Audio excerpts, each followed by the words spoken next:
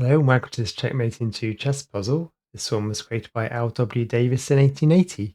Black has the king, 3 pawns, pair of knights, pair of rooks, knight and the queen. White has the king, queen, pair of bishops, knight, rook and 2 pawns. It's white's turn. Can you see the checkmate in 2 for white?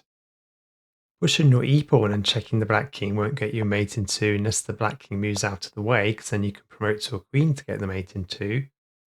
And if black moves in front of the pawn, you can take the black pawn with your bishop to get the mate in 2.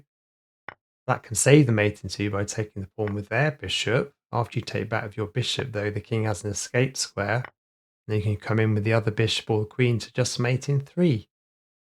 Moving your bishop to e7 won't get you a mate in 2 unless the black king moves out of the way, because then you can take the pawn with your pawn to mate in 2. Instead, black can save the mate in 2 by taking the bishop with their bishop.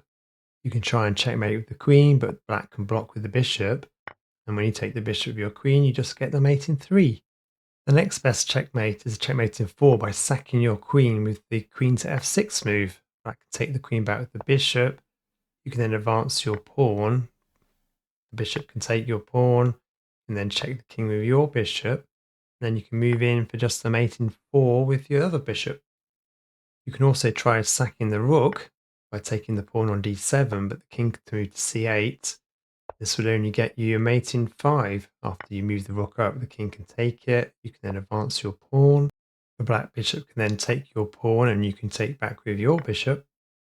After the king moves over, you can then move the queen over to checkmate in just 5. Okay, let's have a look at the solution to this one. So pause the video if you need some more time. To get the checkmate in 2 for white, you need to move your queen to h8.